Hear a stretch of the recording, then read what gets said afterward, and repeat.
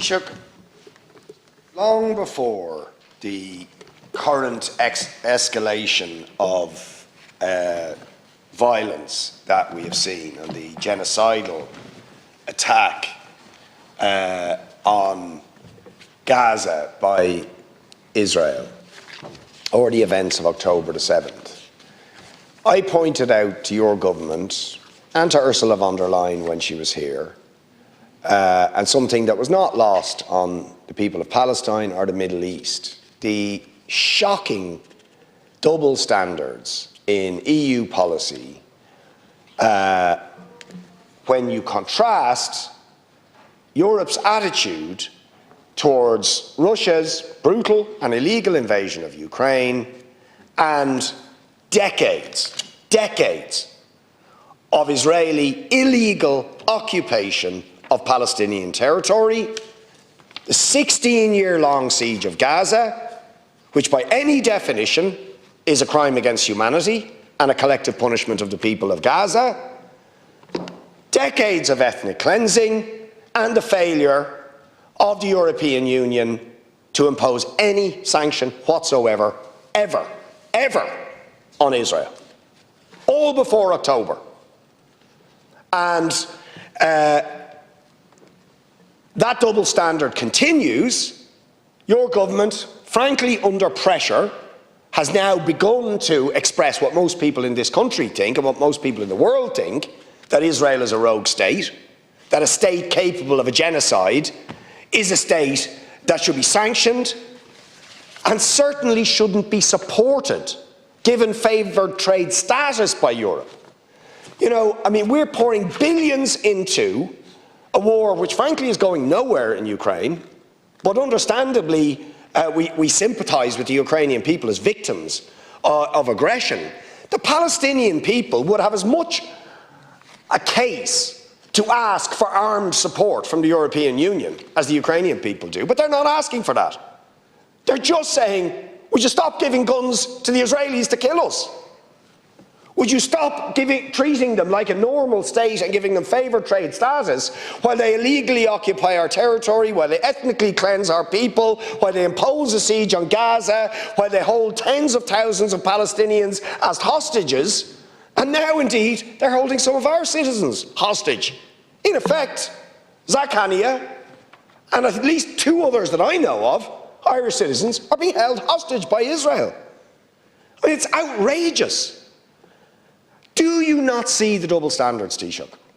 Do you not see how they would enrage the people of the world, looking at, are enraging Palestinians and people across the world, that European Union throws the kitchen sink billions of euros at arming Ukraine to resist what is a brutal illegal invasion, but gives effective support to Israel to conduct on a much more longer period the same crimes, and worse, now in the dock for genocide. So I ask you, what are we going to do about these shocking double standards? Surely you cannot deny they are absolutely obscene, stark, double standards and hypocrisy. And just one brief mention as well, I met the representatives of the Western Saharan people. I don't know if your government reps met them, they were here last week, and they were pointing out the same double standards, where under international law they are subject to an illegal occupation by Morocco. The European courts have found in their favour, but the European Commission is appealing rulings of the European courts against Morocco because of EU perceived strategic interest in backing Morocco, in occupying the Western Saharan people.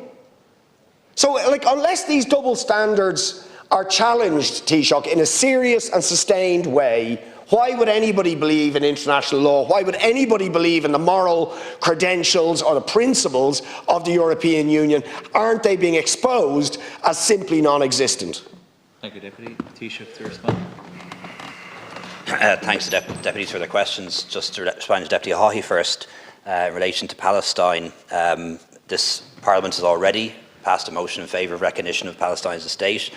Government wants to fulfil that. We want to do it, though, in a way that's meaningful. We could do it unilaterally tomorrow. it would be effectively a press release, would be dismissed by Israel, and nobody would follow. What makes more sense is to do it on a multilateral basis, and we're in discussions with about half a dozen other countries about doing it as a group, and then crucially linking it to the Palestinian Authority, or hopefully a reformed Palestinian Authority, taking back control of Gaza, giving that the status of state, and then engaging in negotiations with Israel on an equal basis, and that's the way we want to do it.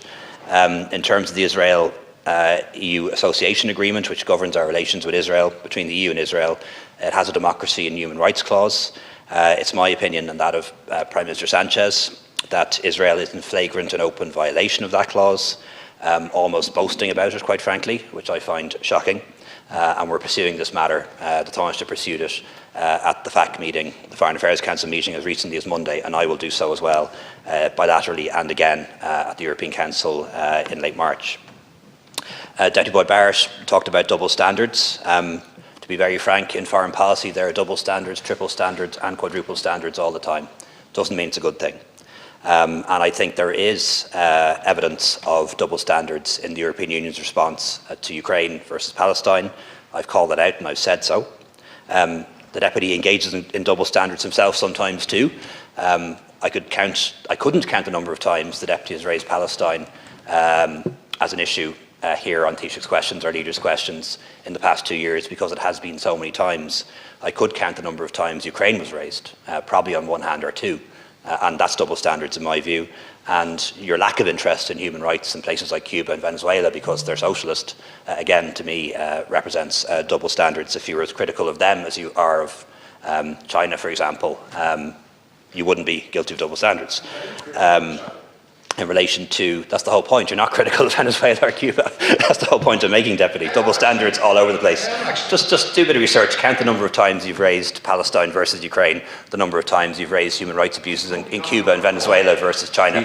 You know, pretty good at double standards yourself, Deputy. I do, however, think that the situation in Ukraine is different to that in Palestine. The attack on Ukraine was totally unprovoked. Ukraine is a democracy, not a dictatorship or a theocracy. It's also a European country in our neighbourhood, and a country that had applied to join the European Union. Indeed, one of the reasons why Russia attacked Ukraine was because Ukraine wanted to be part of the European Union. So it is different. It is a conflict that's gone on for 2 years. There have been many more deaths in Palestine and many more people displaced, about 6 or 7 million at this stage. But fundamentally, I think the approach should be the same. And one thing I do ask of Arab governments when I meet them is why they haven't done more for Palestine.